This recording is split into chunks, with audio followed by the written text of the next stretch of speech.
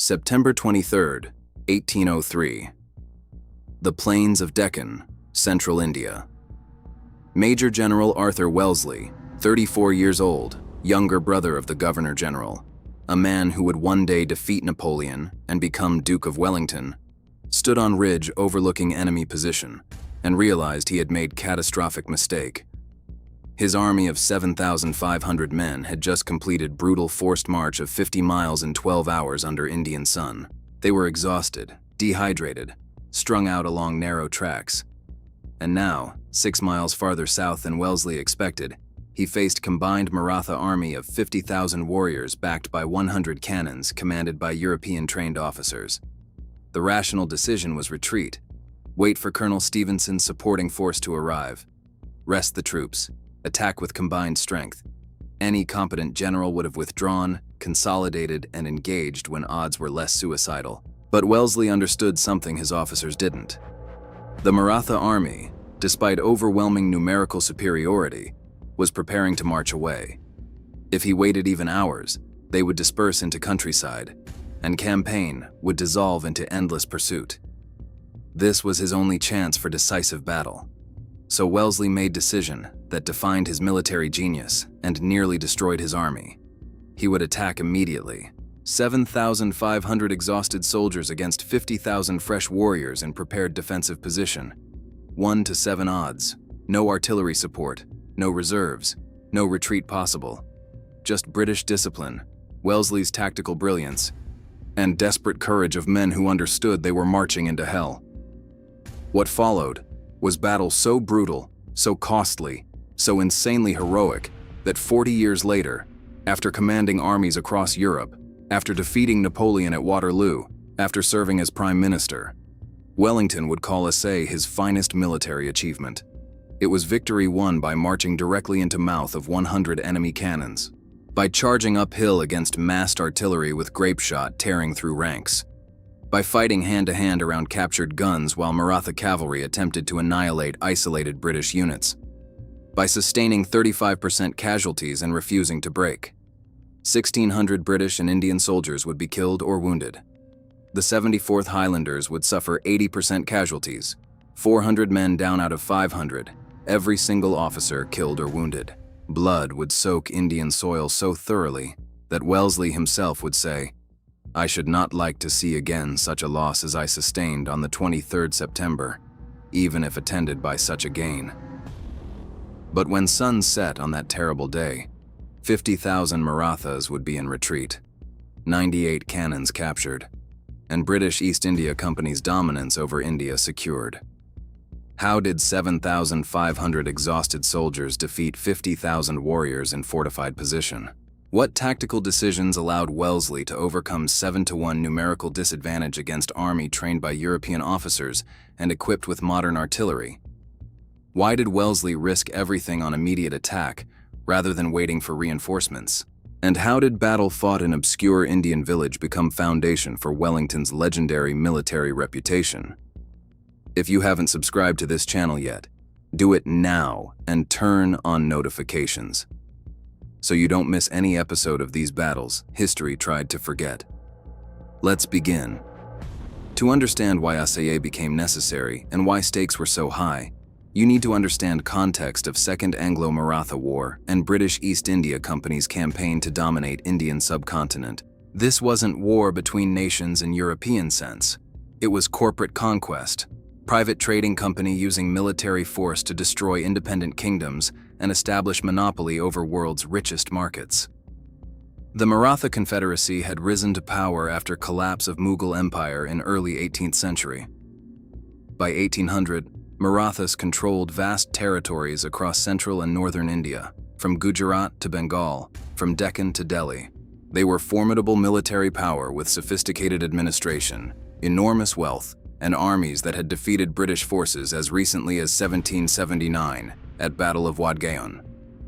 The Confederacy was loose alliance of powerful chiefs: Peshwa, Prime Minister; Scindia, Holkar, Bhonsle, Gaikwad, each controlling substantial territory and maintaining independent armies. This decentralization was both strength and weakness.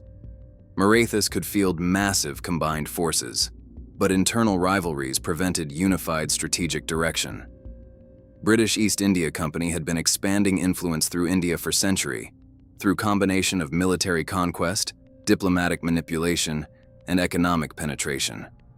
By 1803, Company controlled Bengal, Madras, and Bombay presidencies, but Maratha territories blocked further expansion and threatened Company's existing holdings. The immediate cause of Second Anglo-Maratha War was restoration of Peshwa Baji Rao II. Baji Rao had been driven from his capital Pune by rival Holkar faction in 1802.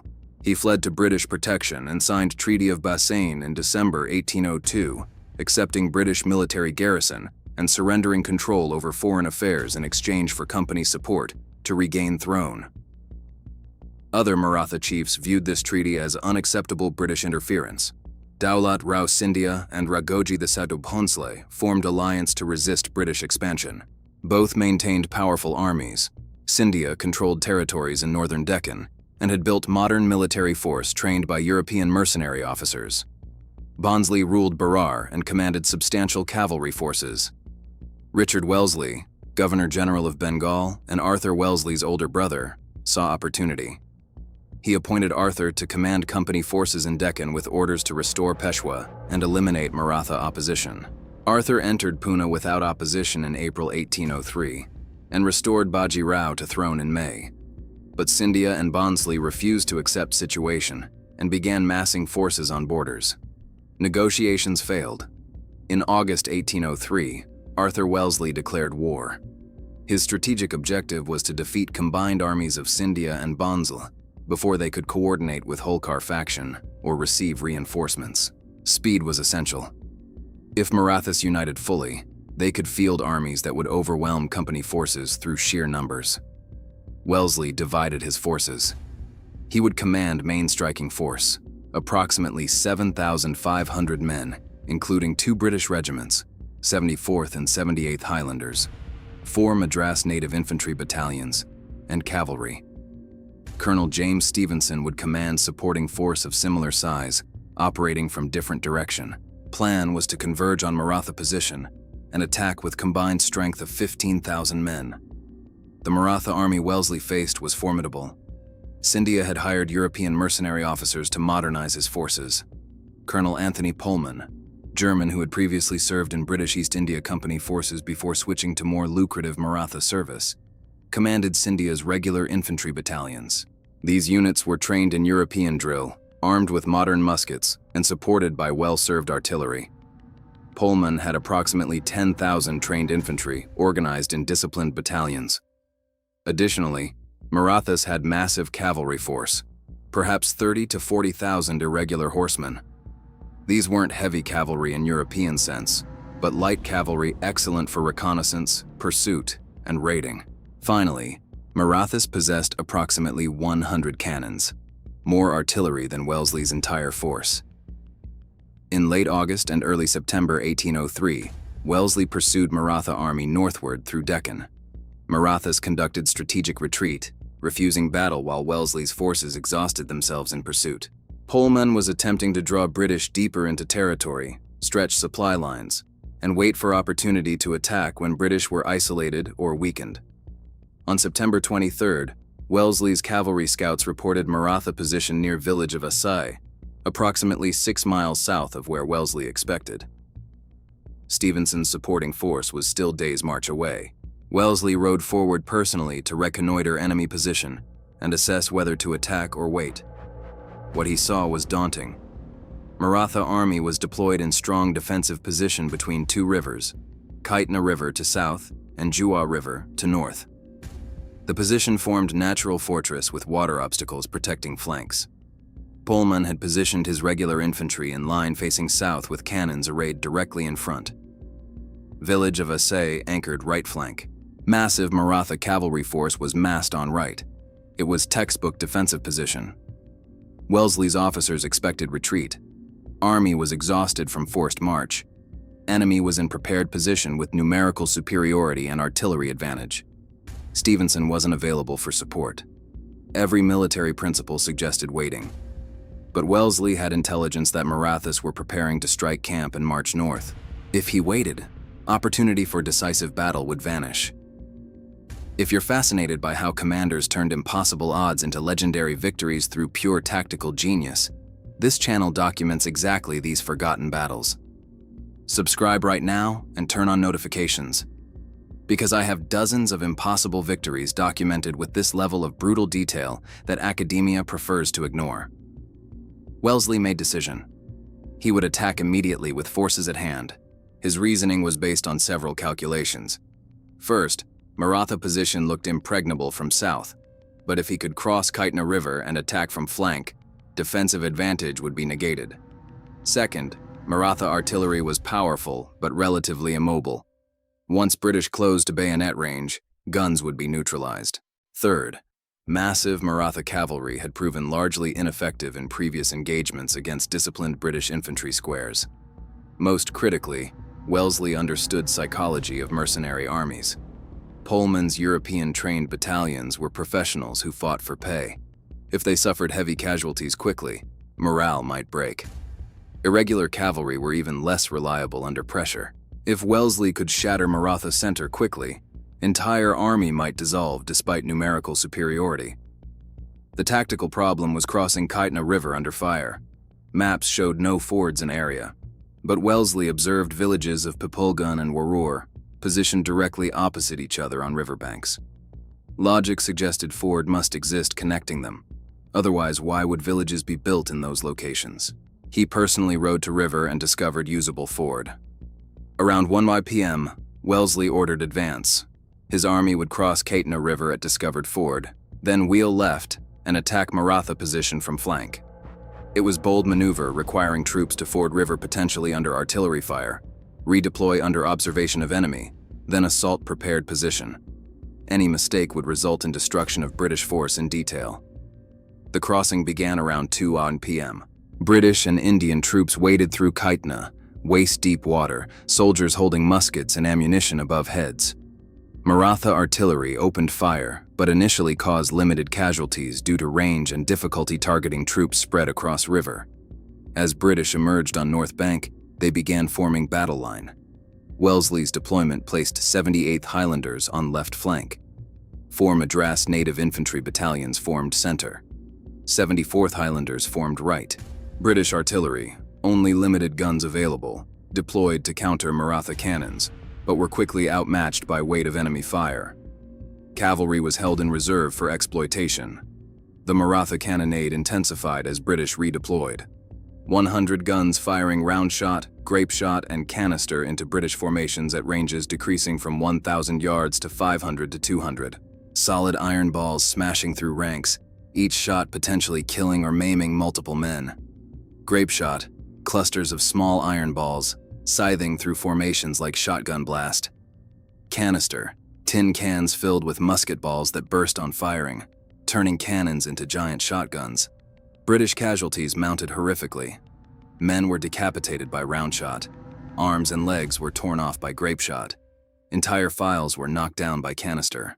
Officers were targeted specifically, their uniforms making them visible. Horses were killed, throwing riders.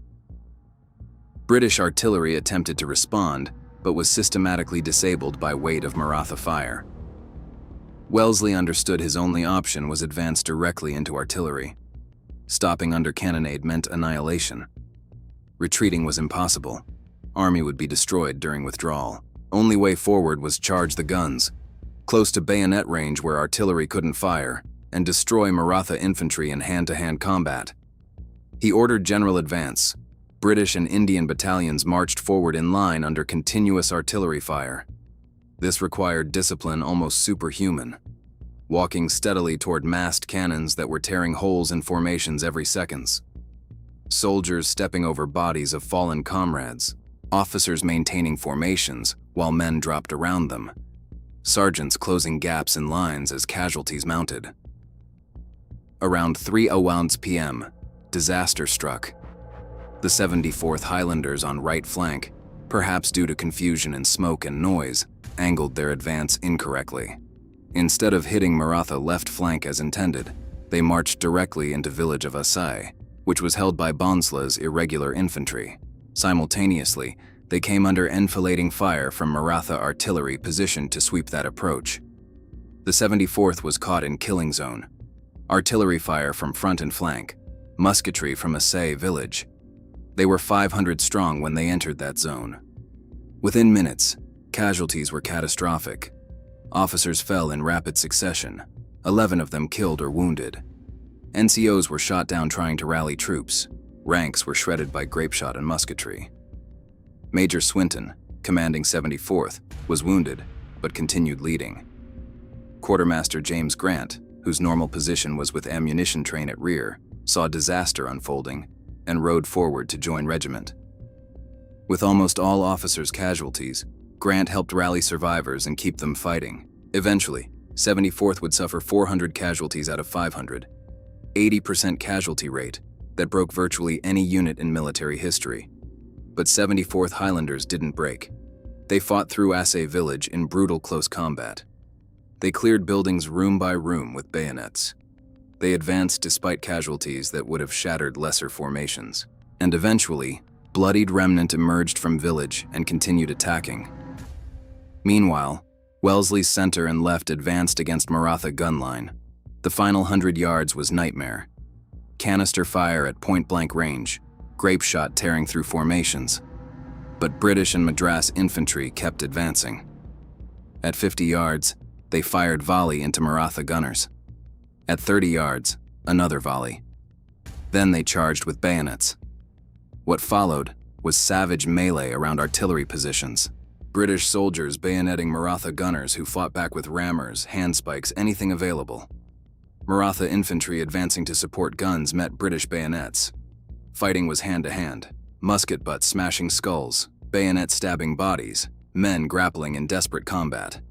Wellesley himself was in thick of fighting. 2 horses were shot from under him during battle. He personally led cavalry charges to exploit breakthroughs. At one point, he was nearly captured when surrounded by Maratha cavalry.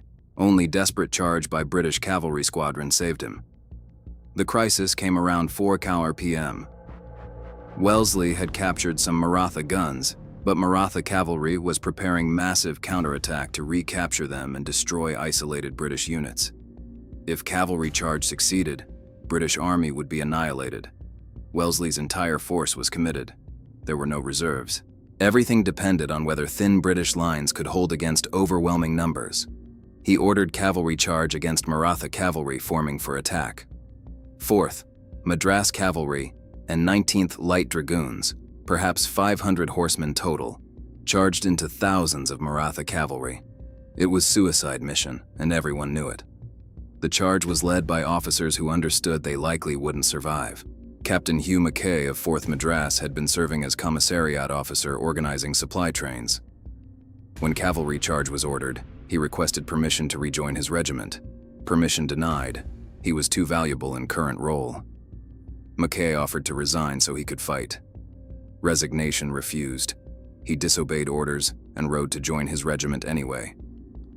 The cavalry squadrons crashed into Maratha horse.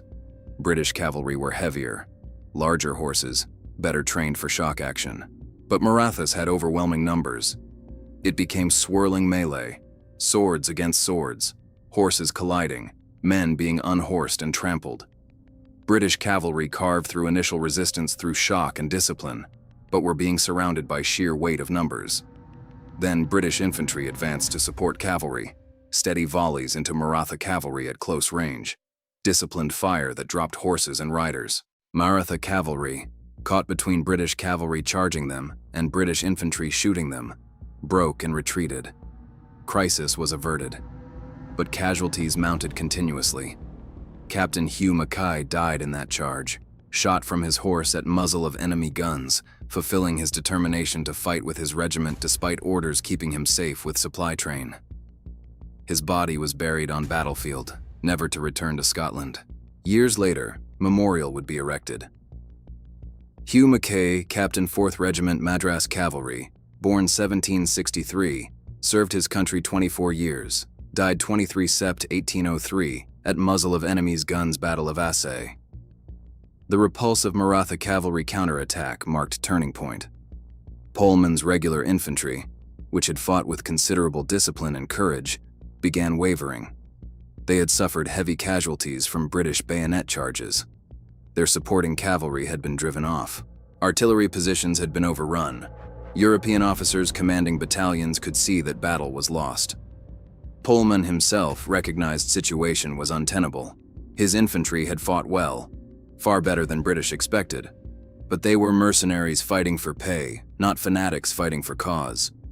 With casualties mounting and British pressing forward relentlessly, further resistance would simply mean destruction of force without changing outcome. Around 5:36 p.m., Pullman ordered general retreat. Maratha sources claim withdrawal was conducted in orderly manner, battalions forming rear guards, artillery being limbered and withdrawn, cavalry covering retreat. British accounts describe panicked flight, infantry abandoning positions and fleeing north across Kaitna River, cavalry streaming away in disorder, guns being abandoned on battlefield. Truth was probably between these extremes. Some Maratha units withdrew in good order, others broke and ran. But regardless of manner of withdrawal, result was clear. Maratha army was leaving battlefield, abandoning defensive position, retreating north. British had won. But victory came at horrific cost. As smoke cleared and firing died away, scale of British casualties became apparent. Bodies were everywhere. Wounded men screaming for water and medical attention. Dead horses. Abandoned equipment. Blood-soaking ground. Entire fields strewn with killed and wounded from both sides. British casualties totaled approximately 1,600 out of 7,500 engaged, over 35% casualty rate for force that won battle. 428 killed, 1,138 wounded, 18 missing. Among European troops, casualties were even higher proportionally. 74th Highlanders suffered 400 casualties out of 500, every officer killed or wounded. 78th Highlanders lost heavily. British cavalry regiments were decimated. Madras native infantry battalions also suffered severely. These were Indian soldiers serving British East India Company, trained and equipped like British regulars, fighting with same discipline and courage. Their casualty rates were comparable to European troops, testament to brutality of combat and to their steadiness under fire. Maratha casualties are harder to establish precisely. British counts claimed 1,200 Marathas dead, buried on battlefield, but this likely undercounted total losses. Wounded who died later, men who fled and died from injuries during retreat, cavalry casualties that weren't counted. Realistic estimate is 5,000 to 6,000 Maratha casualties killed and wounded. Most tangible measure of victory was captured artillery. 98 Maratha cannons were taken on battlefield, massive haul that represented bulk of Maratha firepower. These guns had inflicted terrible casualties on British during battle, but once overrun, they became trophies proving British success. Wellesley's army was too shattered to pursue effectively. Troops were exhausted from forced march and hours of combat. Casualties were so heavy that regiments barely existed as fighting formations. Medical services were overwhelmed. Surgeon General had hundreds of wounded requiring treatment with limited supplies and personnel. And critically, Wellesley had no idea where Stevenson's supporting force was. Pursuing defeated enemy without support risked encountering fresh Maratha forces. Before you see how Wellesley's cavalry smashed through the Maratha center, understand this. The algorithm buries real military history like this. Subscribe and hit the notification bell to support content that actually explains how these massacres worked. Let's continue. Colonel Stevenson arrived next morning to find battlefield aftermath. He had been delayed by terrain and hadn't reached rendezvous point in time for battle. His fresh troops could have been decisive, either in reducing British casualties during battle or in pursuing defeated Marathas afterward.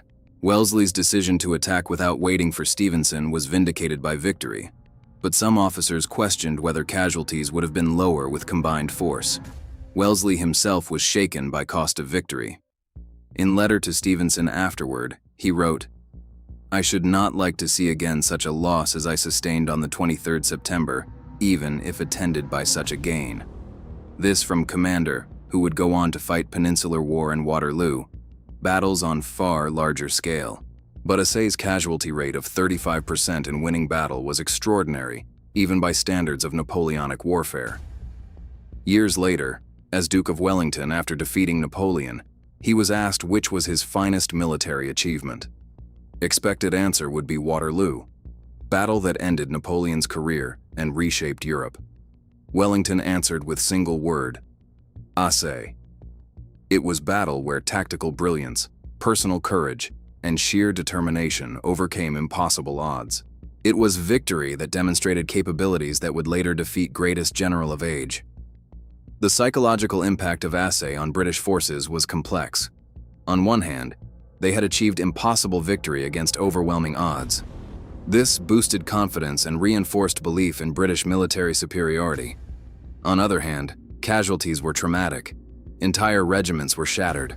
The 74th Highlanders, which suffered 80% casualties, became known as Assaye Regiment, honor and trauma combined in single title. For Maratha Confederacy, Assaye was disaster that revealed fundamental weaknesses. Despite numerical superiority, modern artillery, and European training, they couldn't defeat smaller British force in open battle. This wasn't due to cowardice. Maratha soldiers fought bravely. Gunners served their pieces until British bayonets reached them. Infantry stood ground longer than expected. But combination of British discipline, superior tactics, and Wellesley's aggressive leadership overcame numbers. Pullman, the German mercenary who commanded Maratha infantry, reportedly left India shortly after Assaye. His European-trained battalions had been shattered, his reputation was damaged, and prospects for continued profitable service with Marathas had diminished. Other European officers in Maratha service also began reconsidering positions. Fighting British had proven far more costly than expected. The strategic consequences of Assaye extended beyond immediate tactical victory. Wellesley followed up with victories at Argonne in November 1803 and capture of fortress at Gawilgur in December. These successive defeats, combined with Lieutenant General Lake's successful campaign in northern India, forced Scindia and Barnsley to sue for peace. Treaty of Sergianjangaon signed with Barnsley in December 1803, and Treaty of Deogaon with Scindia in same month ended Second Anglo-Maratha War. Marathas ceded substantial territories to British East India Company. British influence over remaining Maratha states increased dramatically. Effectively, Company now controlled or dominated most of Indian subcontinent. Assaye established pattern that would repeat throughout British imperial expansion. Relatively small British forces, well-trained and aggressively led, could defeat much larger indigenous armies through combination of discipline, firepower, and tactical superiority. This wasn't inevitable. As Isandlwana in 1879 would demonstrate, British could be defeated when caught unprepared. But in conventional battle where British could employ their advantages, they were formidable. The tactical lessons from Assaye were studied by military professionals. Wellesley's decision to attack immediately rather than wait for reinforcements was controversial, but vindicated by success. His discovery of unexpected ford across Kaitna River showed importance of personal reconnaissance. His willingness to advance directly into artillery fire demonstrated that determined assault could overcome firepower if executed with sufficient speed and discipline. The human cost was represented in individual stories. Quartermaster James Grant of 74th Highlanders, who disobeyed orders to remain with supplies and rode forward to fight with his regiment, survived battle and was honored afterward. Annual commemoration of Assaye had quartermaster carrying regimental colors in memory of Grant's actions. Major Swinton of 74th, wounded early in battle, continued commanding through savage combat in Assaye village and final advance. He survived but carried injuries for rest of life. The enlisted men of 74th who fought through 80% casualties without breaking became legendary within regiment. Their colors awarded by Governor General became sacred relics. The Madras native infantry battalions that formed Wellesley's center, 110th, 1/8th, 1/4th, 2/12th, proved that Indian soldiers under British command could match European troops in discipline and courage. Their performance at Assaye helped establish Indian Army as effective military force that would serve British Empire for next 150 years. Are you seeing the level of tactical brutality documented here? This type of detailed analysis is exactly what separates this channel from generic documentaries. Subscribe and turn on notifications so you don't miss the next impossible battle. For Arthur Wellesley personally, Assaye was transformative. Before battle, he was relatively junior officer whose primary qualification was being Governor General's brother. After Assaye, he was recognized as commander of exceptional ability. Victory against 7-to-1 odds demonstrated tactical brilliance, personal courage, and coolness under pressure that would define his later career. The techniques Wellesley used at Assaye, aggressive reconnaissance, rapid decision-making, willingness to attack when opportunity presented, emphasis on infantry firepower and discipline, personal leadership from front, would reappear throughout Peninsular War and at Waterloo. Assaye was proving ground where future Wellington learned or confirmed principles that would defeat French Empire. The aftermath of Assaye revealed complexities of British conquest that simple narratives of military superiority obscured. Wellesley's victory was genuine tactical triumph, but it occurred within broader context of colonial expansion, driven by commercial interests, enabled by political manipulation, and sustained by military force that Indian powers couldn't match in sustained campaigns. The British East India Company wasn't government, but corporation. Directors in London were motivated by profit, not empire. But in India, company representatives understood that political control was prerequisite for commercial dominance. Treaties, alliances, and puppet rulers were cheaper than military conquest. But when indigenous powers resisted company demands, military force became tool of corporate expansion. The Maratha Confederacy in 1803 controlled territory and population far exceeding what company directly administered. Maratha armies, on paper, vastly outnumbered company forces. Maratha states had sophisticated administration, substantial revenues, and access to European military technology and training. Yet within 2 years of Second Anglo-Maratha War beginning, Marathas were defeated and subordinated to British influence. This wasn't solely due to British tactical superiority. Internal Maratha divisions were critical. Peshwa Baji Rao's acceptance of British protection against Holkar faction created opening for company intervention. Rivalry between Scindia and other Maratha chiefs prevented unified resistance. European mercenary officers like Pullman fought for pay rather than cause, limiting their commitment when battles became costly. British advantages were systematic rather than merely tactical. Company had reliable revenue from Bengal, Madras, and Bombay that funded professional army. Sepoy regiments, Indian soldiers under British officers, were trained to European standards and paid regularly. Supply systems were sophisticated, allowing sustained campaigns. Military leadership was generally competent, with promotion based partly on merit rather than purely on aristocratic connections.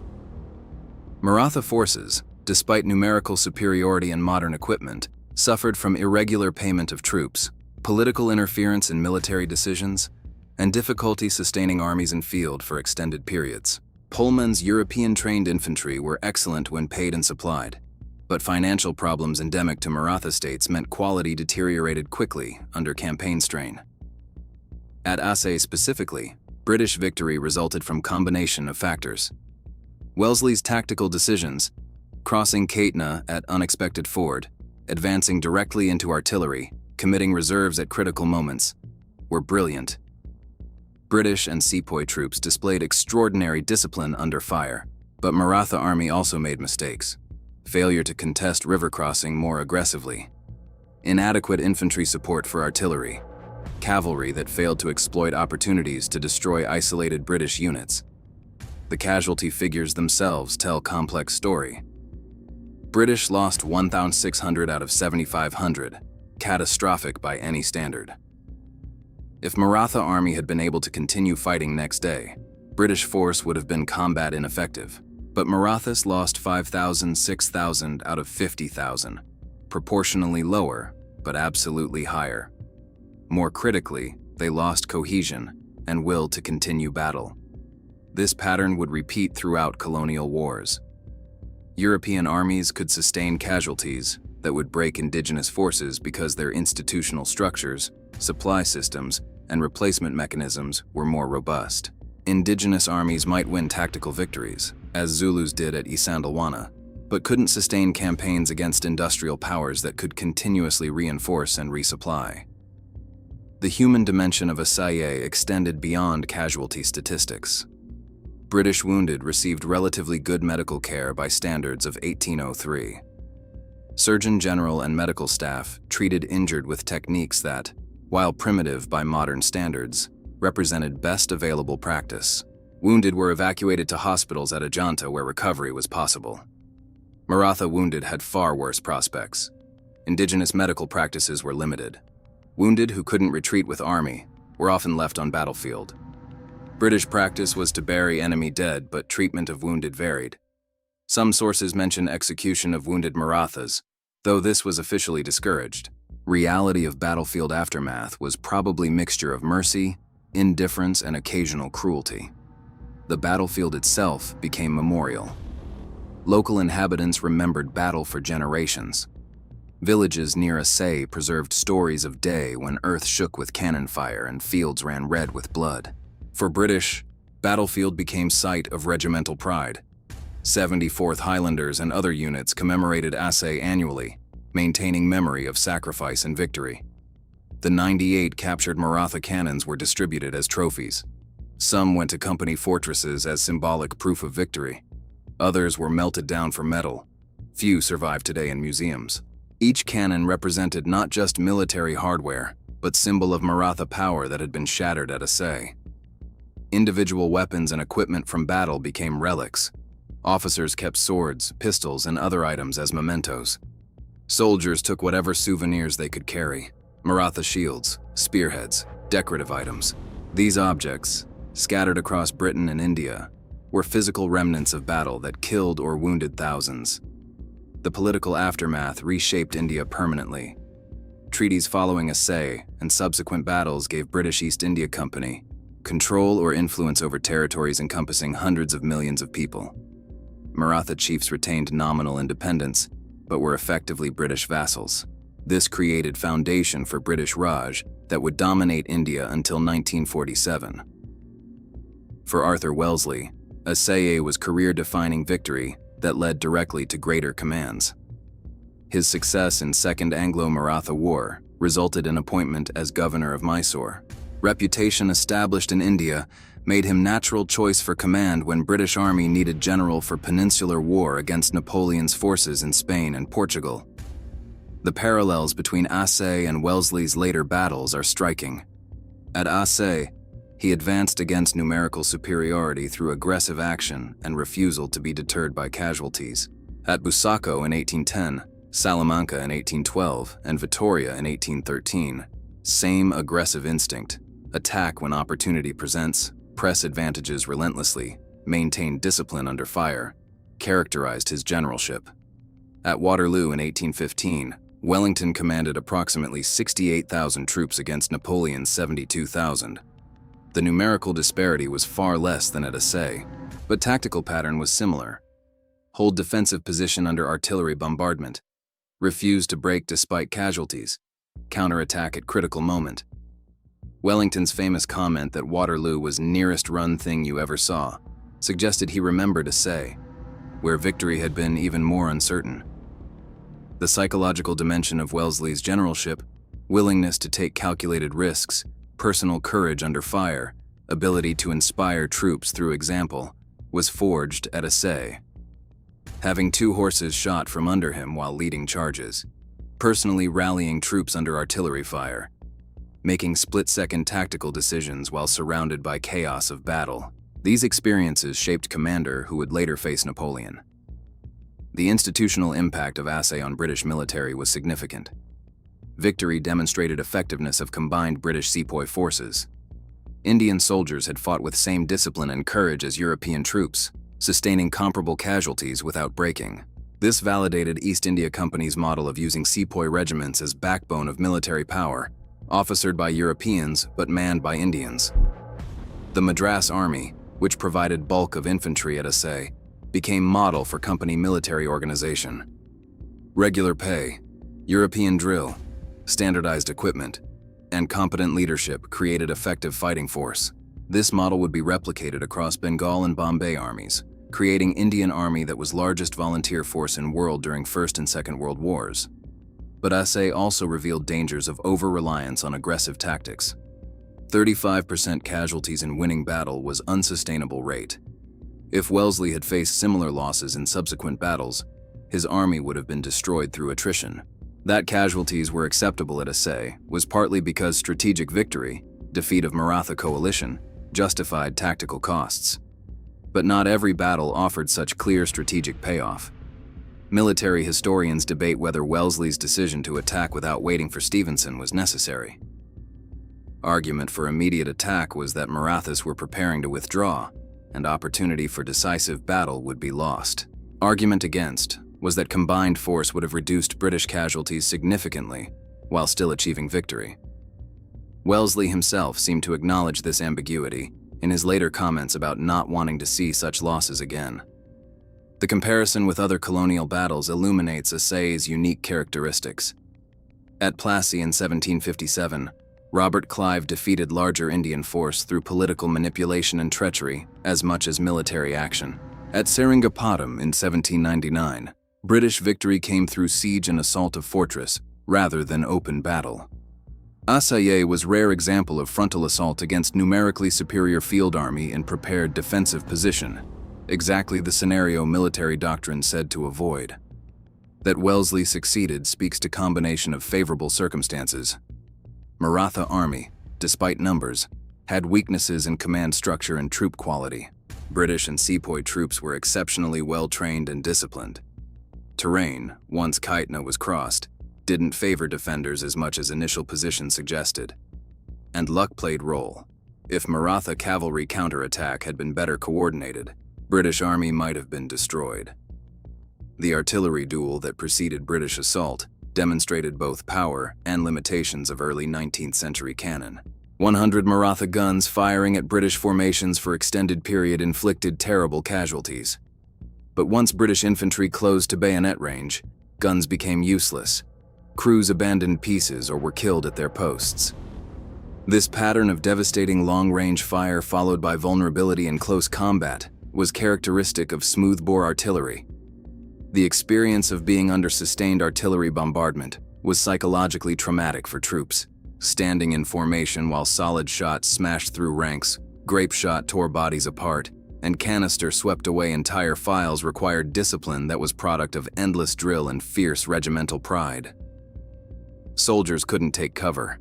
Maintaining formation was essential for survival. Those who broke ranks and ran were often shot by their own officers. The bayonet charges that finally captured Maratha guns were brutal close-quarters combat.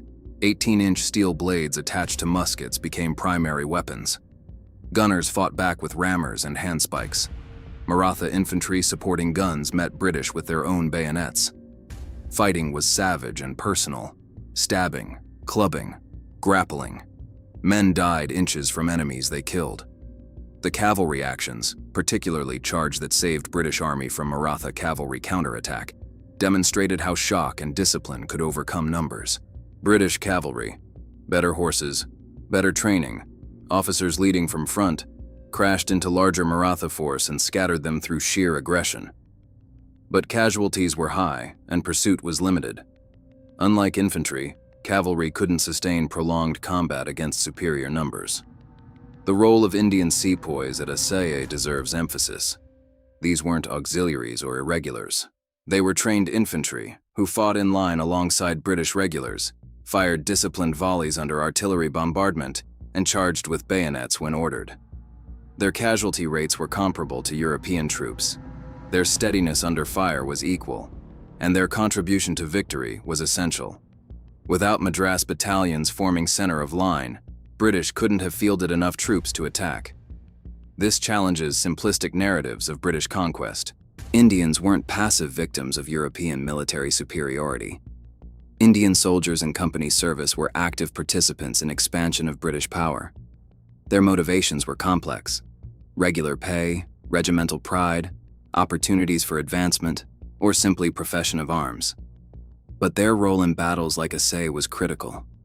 The strategic consequences of Assaye extended far beyond immediate territorial gains. Victory demonstrated that Maratha military power could be defeated in open battle.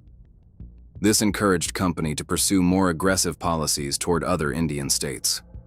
Success bred confidence, perhaps overconfidence, that British military methods could overcome any indigenous opposition. This confidence was sometimes justified. In subsequent campaigns, company forces repeatedly defeated larger Indian armies, but it also led to disasters like First Afghan War in 1842, where entire British army was annihilated in retreat from Kabul. Assumptions of superiority that worked against Marathas in 1803 failed catastrophically against Afghan tribal warfare in 1840s. For Maratha Confederacy, Assaye was beginning of end. Subsequent defeats in 1803-1805 reduced Maratha states to British vassals. Final Maratha War in 1817-1818 eliminated last vestiges of independence. By 1820, Marathas, who had dominated central India for centuries, were reduced to ceremonial rulers whose power derived from British support. This transformation wasn't inevitable. If Marathas had achieved greater unity, if they had developed more reliable financial systems to sustain professional armies, if they had resisted British diplomatic manipulation more effectively, outcome might have been different. But internal divisions, fiscal problems, and political fragmentation made them vulnerable to companies' systematic expansion. The long-term impact of British conquest on India is debated by historians. Colonial rule brought infrastructure, railways, telegraphs, modern administration. It also brought exploitation, wealth extraction, deindustrialization, famines. For Indians who served in company armies like sepoys at Assaye, British rule provided employment and opportunity. For Indian rulers and elites who lost power, it meant subordination to foreign control. The memory of Assaye in Britain versus India reflects these different perspectives. In Britain, especially in regiments descended from units that fought there, Assaye is celebrated as glorious victory. Colors awarded after battle are cherished regimental treasures. Annual commemorations honor sacrifice and courage. In India, Assaye is largely forgotten or remembered as example of how internal divisions enabled foreign conquest. The battlefield today is quiet farmland. Village of Assaye still exists. Markers indicate where British and Maratha armies clashed. Few visitors come, its remote location without infrastructure for tourism. But local inhabitants preserve memories of battle their ancestors witnessed. Stories are passed down of day when ground shook with cannon fire and rivers ran red with blood. For military historians, Assaye remains a fascinating case study. It demonstrates how aggressive leadership, tactical flexibility, and troop quality can overcome numerical disadvantage. It also shows costs of such tactics, casualties that would be unacceptable in modern warfare. And it illustrates broader patterns of colonial conquest, where European military systems, for complex reasons, proved superior to indigenous armies in sustained campaigns. For students of Wellington's career, Assaye is foundation. Victory at age 34 against 7-to-1 odds established reputation that opened doors to higher command. Tactical lessons learned, importance of reconnaissance, value of aggressive action, power of disciplined infantry, would be applied throughout career. And psychological confidence gained from winning impossible battles sustained him through later challenges. The weapons technology at Assaye, smoothbore muskets, muzzle-loading cannons, edged weapons for close combat, would remain largely unchanged for next 40 years. Not until rifled muskets and breech-loading artillery of 1850s-1860s would fundamental shift occur. This meant tactical lessons from Assaye remained relevant through Napoleonic wars and beyond. The logistical achievement of Wellesley's campaign also deserves recognition. Marching army of 7,500 men, 50 miles in 12 hours under Indian sun, then fighting major battle, required sophisticated supply and medical systems. Water, food, ammunition, medical supplies, all had to be organized and moved. Failure in logistics would have meant disaster regardless of tactical brilliance. The political manipulation that created opportunity for Second Anglo-Maratha War, Treaty of Bassein, restoration of Peshawar, exploitation of Maratha divisions, demonstrated that British expansion wasn't purely military. Diplomacy, intelligence, and political intervention were equally important. Military victories like Assaye provided enforcement mechanism for political arrangements that might otherwise have been ignored. If you want to discover more impossible victories that changed the fate of empires, subscribe to this channel and turn on notifications. In the next episode, we'll return to another battlefield that history tried to forget. See you there.